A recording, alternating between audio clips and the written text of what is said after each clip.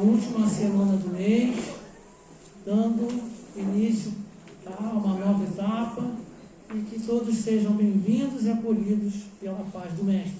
Tá?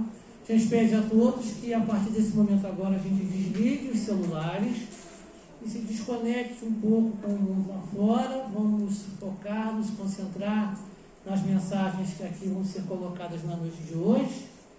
Também sempre lembrando que aqueles que, porventura, puderem oferecer uma carona solidária para quem não tem, porque o local aqui é um pouco erro na hora da saída, toda ajuda, toda carona, ela sempre é bem-vinda. Tá? Os informes ou para depois? Só depois. Funciona. Então, nesse momento, a gente vai pedir para que todos se sentem confortáveis. Já a Clélia faça a leitura de preparo de ambiente. Boa noite, gente. O texto é Desafio, do livro Reflexões, psicografado aqui pela Márcia Mackenzie. Inveja e ódio andam juntos. A inveja corrompe os corações, destrói amizades. Sentimento mesquinho que se insinua na vida das pessoas como vermes rastejantes. Tão sutil e silencioso que, quando percebemos, ele já está ali, instalado no fundo da alma. O ódio que obscurece nossas mentes e salta fora do universo coloca-nos em desarmonia com as leis da vida e é capaz de destruir tudo o que encontra pelo caminho. O ódio é o caminho mais curto para a loucura. Quem se alimenta do ódio tem a sombra como seu domicílio. Insanos os que acham que é derrubando os outros que vencerão. Não percebem que serão derrubados antes do outro cair. Pois, como o efeito bumerangue, a energia volta mais rápido para nós mesmos. Amar é o supremo desafio lançado à humanidade. Guerras, ódios, ciúmes, racismo, preconceitos, intolerâncias, desavenças familiares, tudo se modificaria num passe de mágica se o homem se dispusesse a amar seus semelhantes. Quão difícil é ceder, renunciar, não desejar a posse de alguma coisa. O desejo é o maior obstáculo que o espírito enfrenta no caminho à sua iluminação. O desejo escraviza, a ambição enlouquece e o egoísmo cega. Liberte-se de uma vez por todas dos sentimentos mesquinhos, da inveja, do egoísmo, das mágoas, do ódio, das máscaras hipócritas. Enxerguem que só se abrindo para o alto amor podemos seguir para o nosso caminho de luz, pois nos amando manteremos nosso cálice cheio para podermos dar o amor ao outro. Ninguém fica neutro em suas escolhas. Na vida não existem espaços desocupados. Onde o bem não está, o mal comparece. Onde não há claridade, impera a escuridão. Aprendam que tudo que emanamos retorna para nós na mesma intensidade e que só o amor incondicional pode nos levar à luz. E para quem se dispõe a perdoar, uma nova luz principia a brilhar, clareando as sombras. Que assim seja, graças a Deus. Vamos elevar o nosso pensamento, o nosso coração, para a nossa prece inicial.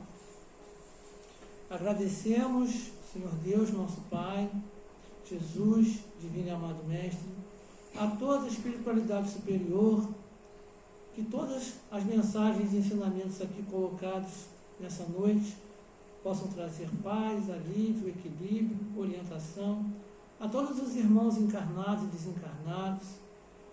Abençoai também a presença do nosso palestrante, para que essa noite seja cada vez mais de aprendizado, conhecimento e de muito amor para todos nós no desempenho de nossas funções em nossa jornada.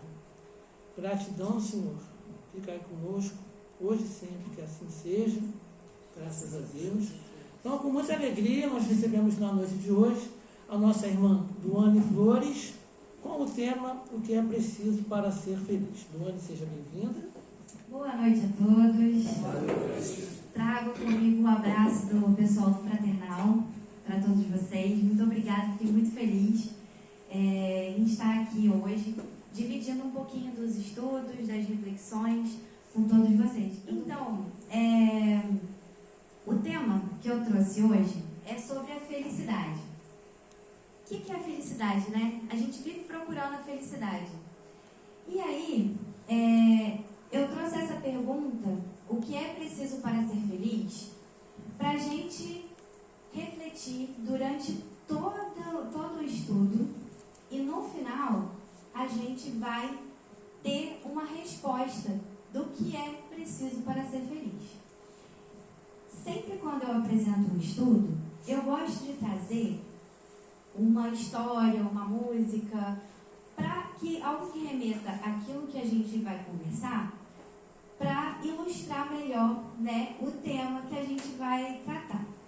Então, hoje eu trouxe a história da felicidade, que fala assim: certo dia, um homem de negócios, um político e um investigador foram visitar um velho sábio, exemplo de serenidade e com fama de ser muito feliz. Os três queriam descobrir a causa da sua felicidade. Sem perder tempo, o homem de negócios perguntou ao sábio: é rico? Tem muitos bens materiais? O sábio respondeu: não, o que tenho é a roupa que visto, a casa simples onde moro e alguns alimentos. Não desejo acumular riquezas, só quero o que me basta para viver. O político avançou com outra pergunta: é poderoso? Tem poder sobre outras pessoas? O sábio respondeu: não, o poder sobre os outros é enganador. Eu sou apenas o dono de mim mesmo. Esse é o maior poder de qualquer pessoa. Por fim, o investigador colocou a sua questão: é erudito? Conhece as grandes teorias dos cientistas e dos filósofos? O sábio respondeu de novo: não, o conhecimento que valorizo é o que me vem da experiência e da reflexão. Só me interessa saber o que me torna uma pessoa melhor. Os três visitantes ficaram desconcertados com todas essas respostas. Então, o investigador interpelou o sábio: qual é a causa da sua felicidade, então? Com grande simplicidade, o sábio explicou: a verdadeira felicidade não tem uma causa concreta. Eu saboreio cada momento a experiência de estar vivo, e é isso, e tudo isso é o que preciso para ser feliz. Bacana, né? Bom, eu resolvi trazer, né, essa reflexão sobre a felicidade, porque é um tema que a gente busca sempre, né? A gente está sempre correndo atrás dessa tal felicidade. E, afinal de contas, o que é a felicidade? Se a gente for abrir uma pesquisa, for para as redes sociais, que agora está em voga, né, as redes sociais, se a gente até mesmo aqui abrir uma conversa, cada um vai ter um sentido de felicidade, vai ter um significado para a felicidade, né? Por quê? Porque cada um tem uma visão diferente daquilo que é a felicidade. Então, umas pessoas vão dizer que a felicidade é ter uma boa casa, outros um bom emprego, outros vai ser ter a família, né, por perto. Enfim, a lista, a gente poderia discorrer uma lista bem grande de significado para essa palavra. Mas, antes da gente entrar, né, no que é a felicidade de acordo com a nossa doutrina, eu trouxe o significado que a gente tem na língua portuguesa sobre essa palavrona aí, que é uma palavra bem grande, né? O que é? É um substantivo abstrato.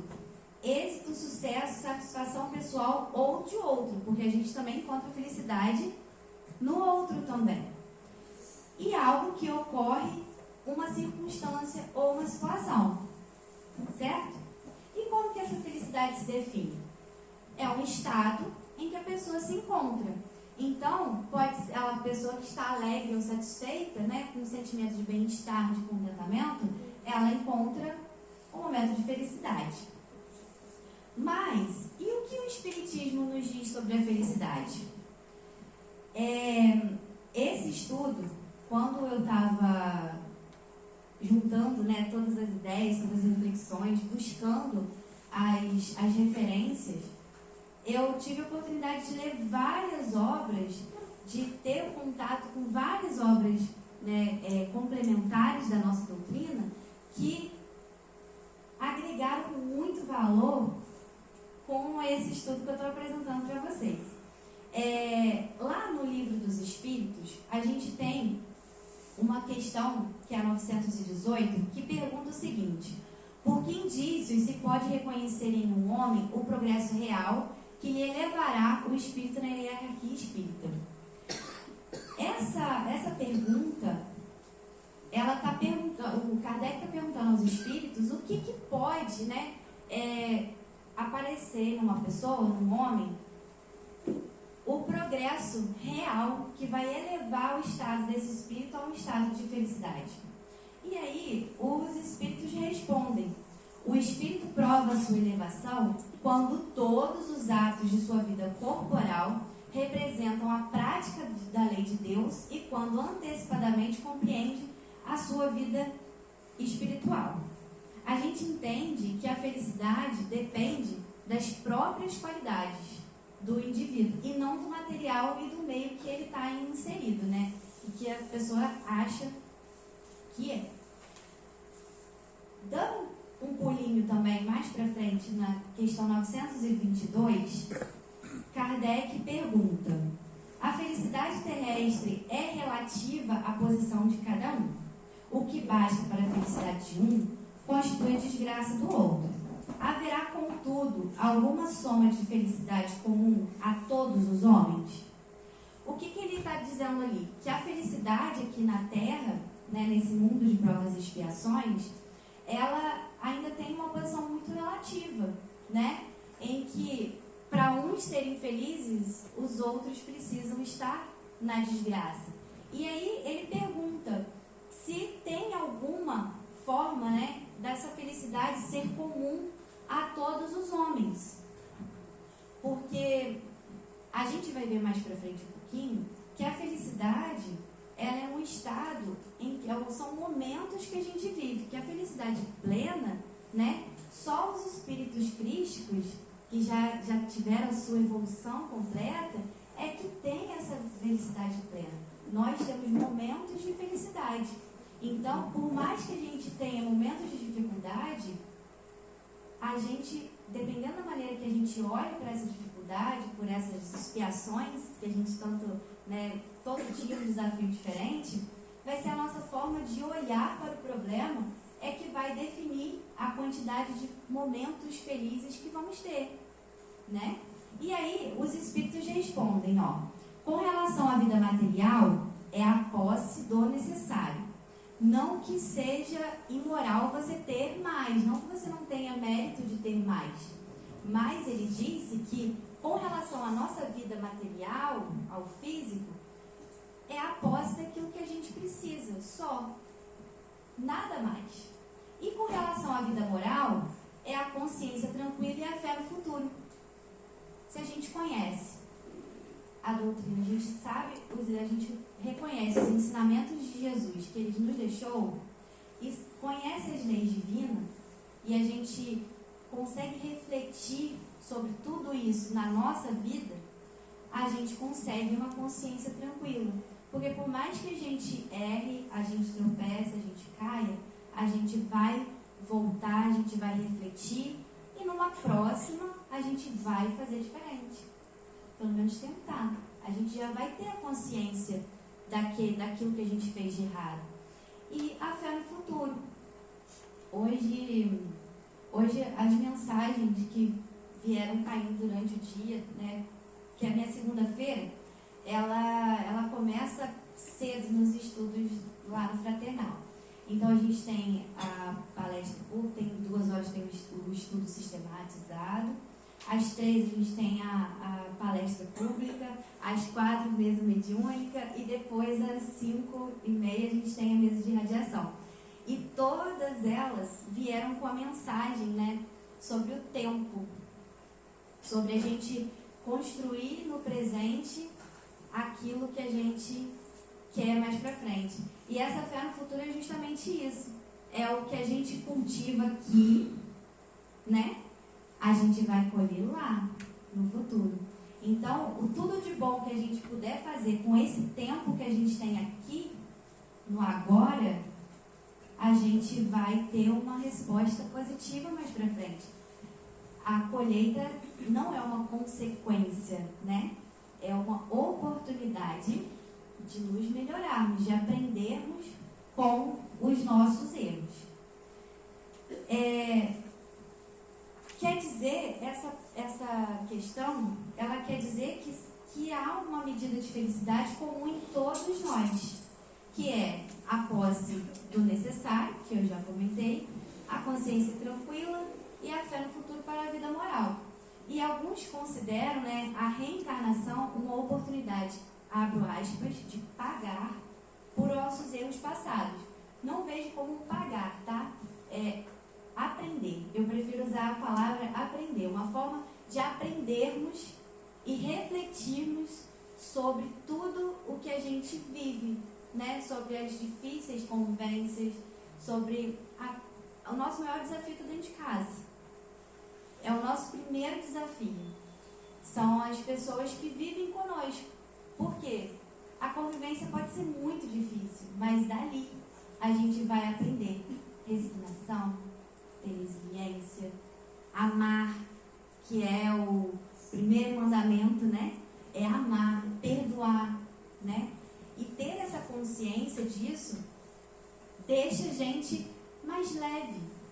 Porque quando a gente, né, se dispõe a levantar na nossa cama todo dia para sair para o trabalho, ou se você trabalha em casa, ou fazer qualquer coisa, quando a gente se dispõe, né, a viver no meio que a gente é inserido, a gente tem uma oportunidade. Nosso dia, ele tem 24 horas de oportunidade para a gente. Então, esses erros passados, eles vêm com uma oportunidade de aprender. Então, vamos procurar sempre olhar o problema. Eu sei que falar isso é difícil. Ver o problema como algo bom, na hora, muitas vezes a gente age por impulso. A gente sempre age por impulso, né? Porque recebemos esses reflexos o tempo todo. Só que a gente precisa muito, como conhecedores da doutrina, né?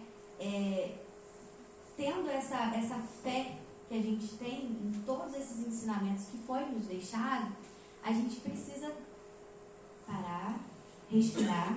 O problema é ruim, é enorme, é um problemão com letra em caixa alta. Mas espera aí, o que eu posso aprender com esse problema? O que ele está querendo me dizer? Errei até chegar aqui. O que eu posso fazer de diferente para mudar a situação? E aí, essas provas, essas expiações, né, esses desafios, essas oportunidades, esse aprendizado, tem várias formas de a gente chegar nesse texto, são necessários para o nosso crescimento, né? E o fato é que podemos sim sermos felizes, mesmo com tantos problemas. A gente pode ter momentos de felicidade, muitos momentos de felicidade. Vai da nossa reflexão e do nosso sentimento. Eu trouxe um breve resumo, né, do livro Vida, Desafios e Soluções, de Divaldo Franco, pelo Espírito Joana de Ângeles. E nesse livro, ele fala exatamente isso, sobre as dores, sobre os sofrimentos, né, que são essas consequências dos nossos erros, ou são as provas, e que fazem com que a gente possa evoluir. A gente aprende no erro, né? E a forma que a gente enxerga esse erro é a forma que vai refletir os momentos de felicidade na nossa vida, né? Compreendemos a importância do ato de nos conhecermos. Quando a gente cai em si, o cair em si não é do no sentido, né, que o pessoal fala da gíria, mas sim de voltar-se para si, de olhar o que está acontecendo dentro do seu coração, reconhecer os seus sentimentos, suas emoções, os teus desejos, né? É saber o que se passa dentro do teu coração. Quando a gente entende, né, essa é uma parte da reforma íntima que a gente precisa, é o autoconhecimento. Porque quando a gente se conhece, a gente tem mais facilidade de organizar tudo que vai aparecer. Quando a gente se conhece bem, o problema vem, tenta te dar um tapa, você, opa, peraí, deixa eu organizar isso aqui. Esse aqui vai para essa caixinha, esse aqui vai para essa, esse aqui vai para essa.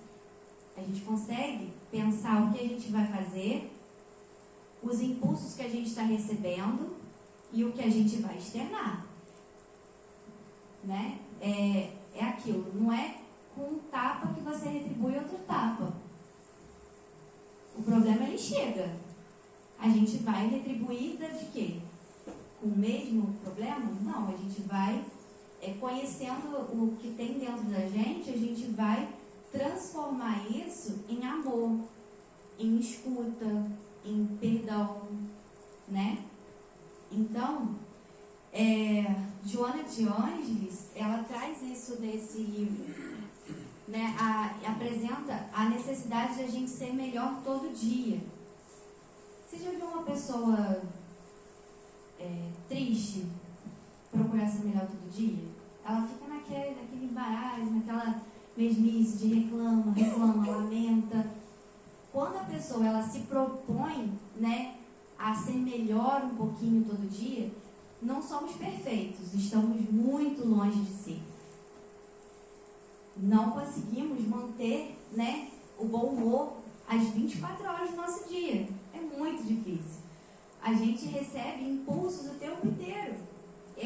No trânsito, no trabalho, em casa, com os amigos, com todo mundo. A gente é testado o tempo todo.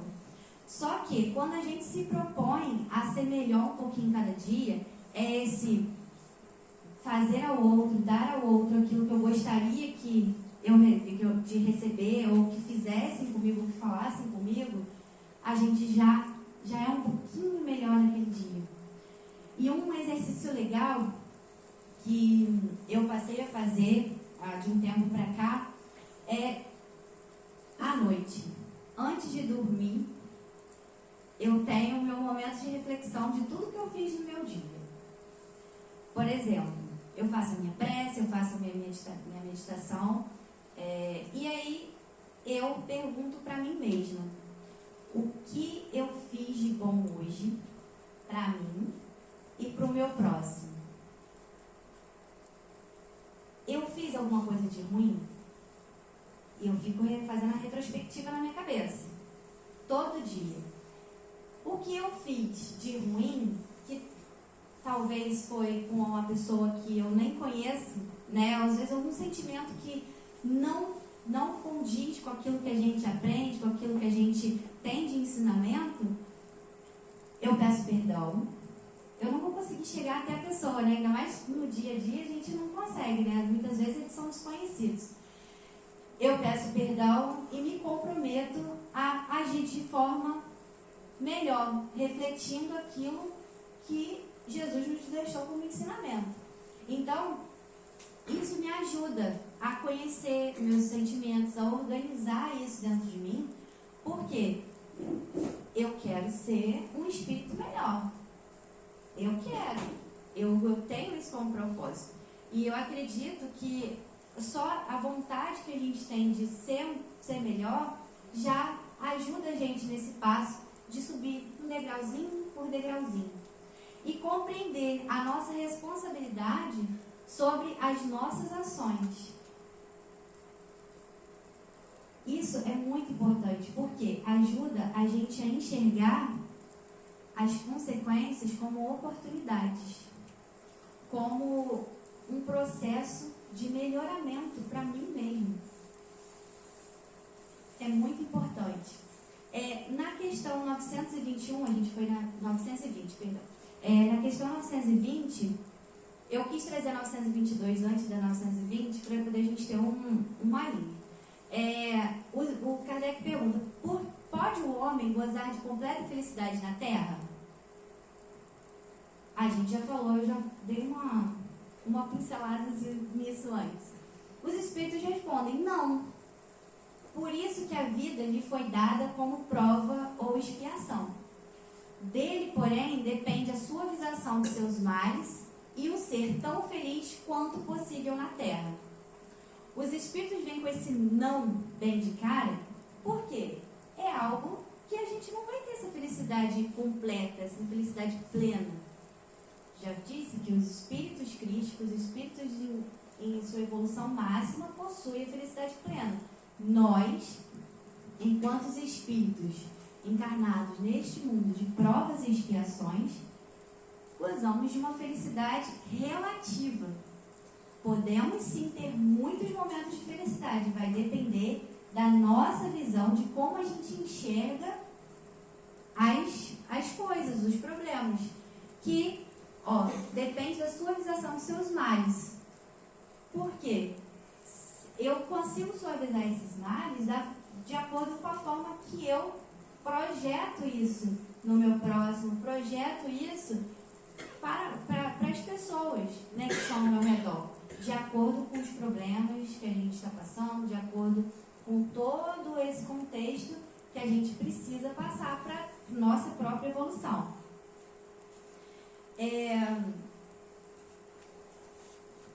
Na questão 921, que é a próxima, tem aí o complemento. Concebe-se que o homem seja feliz na Terra quando a humanidade estiver transformada, mas enquanto isso não se verifica, pode cada um gozar de uma felicidade relativa?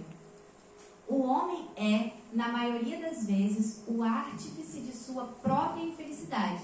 Ou seja, nós somos os causadores da nossa própria infelicidade, que é justamente a forma em que a gente se apresenta, que a gente permite que esses problemas, esses desafios cheguem até nós.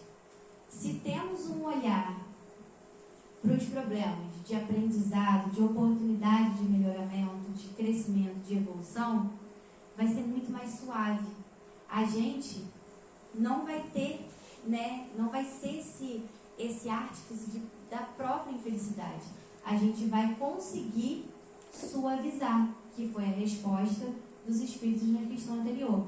Praticando a lei de Deus, ele pode poupar-se a muitos males.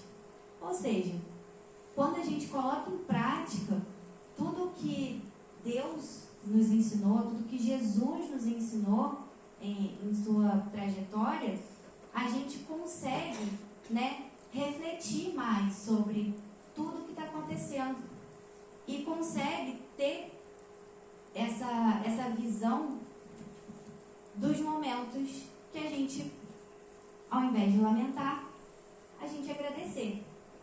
Isso não é o conformismo, A gente também não... eu estou passando por um problema, estou confortável, porque eu sei que eu tenho que passar por isso. Não, mas sim de olhar aquela situação como uma oportunidade para você crescer, de melhoramento, Às vezes algumas atitudes que a gente tomou sem prestar atenção nos levaram àquele desafio. Então, é uma oportunidade de reconhecer e melhorar. A felicidade é tão grande quanto comporta a sua existência num plano grosseiro. O plano grosseiro é esse mundo que a gente está vivendo, que a gente está encarnado, E praticando as leis de Deus, os ensinamentos de Jesus, a gente pode ter uma felicidade tão grande quanto. Olha que oportunidade maravilhosa que a gente tem todos os dias.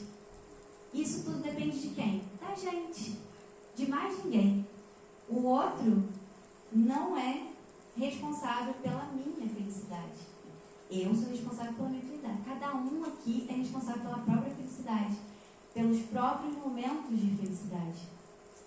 Então, trazendo também uma outra referência, O Céu e o Inferno é um livro em que a gente tem, né, até um relato de alguns espíritos e tal, e é bem bacana porque Kardec traz pra gente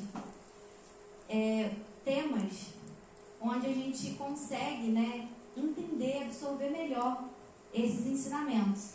E nessa obra tem lá o que consiste a felicidade suprema: na ausência de sofrimentos físicos e morais. A gente passa por sofrimento físico e moral, né? Numa serenidade da alma imperturbável, no amor que envolve todos os seres. A gente ainda precisa amar, né? Todos, sem distinção, sem desigualdade. Na compreensão dos seus mistérios, muitas vezes a gente ainda duvida. Na constante atividade, nunca na ociosidade. O que significa isso? A felicidade suprema é quando você atinge todos esses itens ali. Ou seja, não temos a felicidade suprema porque ainda estamos na caminhada. Cada um no seu tempo, cada um na sua reflexão, cada um com as suas provas, suas expiações, seus desafios e oportunidades.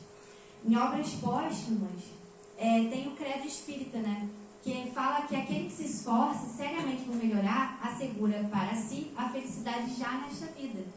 Ou seja, quem se propõe a dar um pouquinho de si, um pouquinho melhor, já consegue sentir esses momentos de felicidade já nessa vida encarnada. Não vai ser a felicidade suprema, não vai ser a felicidade plena, mas vai ter mais momentos de felicidade.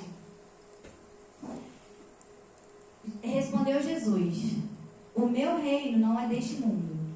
Se o meu reino fosse deste mundo, os meus servidores teriam combatido para que eu não fosse entregue aos judeus. Agora, porém, o meu reino não é daqui.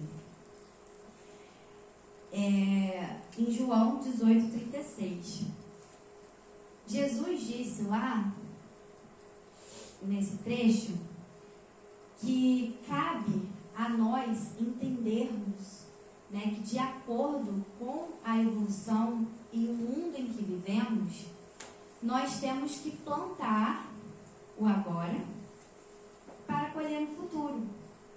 Tudo depende do que a gente faz no nosso tempo. Os nossos momentos de felicidade, tudo tem a ver com o tempo que a gente faz, o aproveitamento desse tempo. Por quê?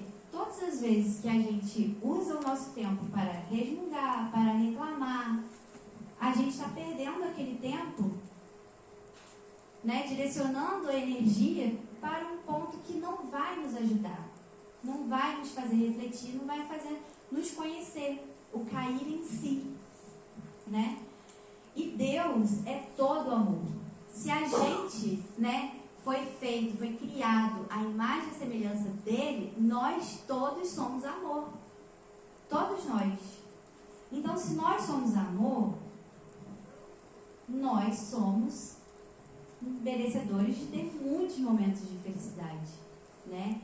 Então, é um chamado, né, que Deus nos faz para olhar no espelho e ver o quanto de amor nós temos transbordando dentro de nós.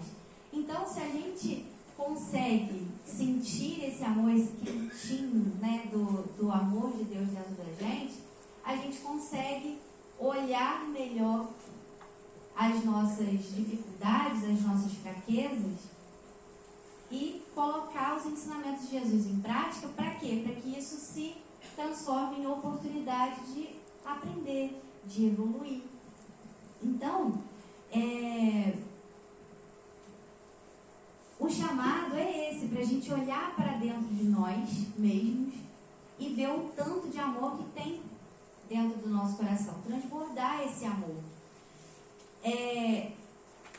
No final aqui desse estudo tem uma música, só que eu não vou conseguir apresentar porque eu tô com a garganta muito cansada. botei o som. Mas que diz o seguinte, que lembra aquela pergunta que eu fiz no início? O que é preciso para ser feliz? Todo mundo lembra? Vocês conseguiram pensar o que é preciso para ser feliz? E aí tem uma música que eu sempre escutava. Eu não vou falar, né? Não, eu vou ler. Mas que eu ia falar que quando eu era criança, meu avô colocava na fita cassete para escutar. Mas aí, tipo, vai parecer que eu sou muito velha. Então, assim, é aquela que a gente botava o dedinho e ficava rebobinando a fita, tinha um lado A, um lado B, né? E aí ele colocava sempre pra gente escutar, e todo domingo de manhã tinha que escutar essa música, tinha que escutar essa fita do lado A ao lado B. E essa música era uma que ele fazia questão que a gente sentasse, eu e minha irmã, na época, a gente sempre foi da mesma idade, praticamente da mesma idade, sentasse do lado no sofá do rádio para poder escutar essa música. E ele sempre falou, leva essa música dentro do seu coração, para mim e para minha irmã. Eu até fico um pouco emocionada porque é realmente, né, o que é preciso para ser feliz. E o refrão dessa música, ela conta a história, né, de uma criança que encontrou uma pessoa mais velha e ela fazendo uma atividade do colégio, ela pergunta, o que é preciso para ser feliz? E aí, essa pessoa mais velha ensina para ela o que é preciso para ser feliz, que é amar como Jesus amou, sonhar como Jesus sonhou. Vocês conhecem? Conhecem? Então vamos cantar? Ih, tá bem alto, eu achei que não ia sair. A letra vai aparecer aqui, tá?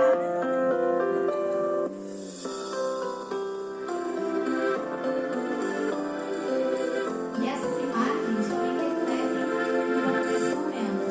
Uma criança me parou, olhou-me nos meus olhos a sorrir. Caneta e papel na sua mão, tarefa escolar para cumprir. E perguntou no meio de um sorriso, o que é preciso para ser feliz? Amar como Jesus amou, sonhar como Jesus sonhou, pensar como Jesus pensou, viver como Jesus viveu, sentir o que Jesus sentia, sorrir como Jesus sorria. E ao chegar ao fim do dia, sei que eu dormiria muito mais feliz. Sentir o que Jesus sentia, sorrir como Jesus sorria.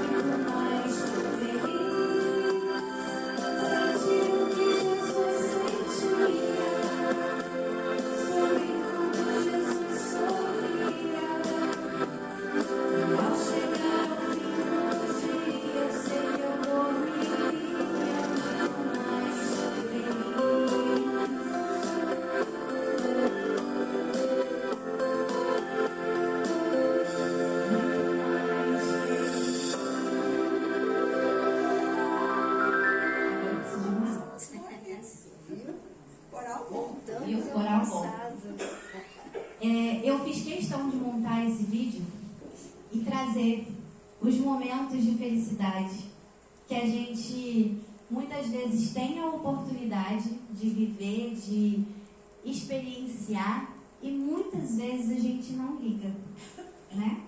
Então, que nós possamos, cada dia, usar os ensinamentos de Jesus na nossa vida, né? Amar, viver, sonhar, como Jesus nos ensinou.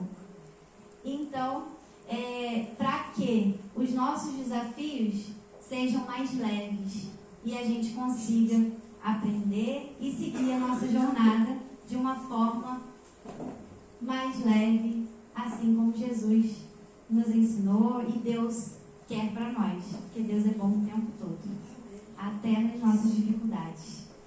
Muita paz, muita bênção para todos nós. Muito obrigada pela participação no final da música e pelo silêncio respeitoso durante toda a apresentação do estudo. A nossa irmã Duane vai fazer a nossa prece de encerramento. Vamos fechar nossos olhos, elevar o nosso pensamento, o nosso coração a Deus. Senhor Deus, obrigada por todas as graças que nos foram enviadas nesse momento de prece, onde nossos espíritos entraram em comunhão convosco. Obrigada, Mestre Jesus, pelos teus mensageiros de luz que nos enviaste para nos socorrer de todos os males e orientar os nossos caminhos. Pedimos pelos nossos irmãos necessitados, aqueles que passam pela fome, pelo frio, pelo desemprego, pela guerra. Pedimos também, Senhor, pelos espíritos que precisam encontrar o caminho da luz e da paz. Que cada um de nós aqui reunido, ao sair, se sinta fortalecido para a prática do bem e do amor ao próximo, inspirados sempre em seus ensinamentos. E é com o coração repleto de gratidão que pedimos a sua permissão para encerrarmos a reunião de hoje, dando graças a Deus, e que assim seja. Lembrando a todos que as palestras, elas são gravadas e elas ficam disponíveis no nosso canal no YouTube, no canal do GEL. Podem lá curtir, compartilhar, também no Instagram. E aos domingos, às 3 horas da tarde, a Rádio Comunidade Friburgo FM 104.9 também retransmite em áudio a palestra aqui da casa, tá bom? Então tá bom. Boa noite a todos. Obrigado pela presença.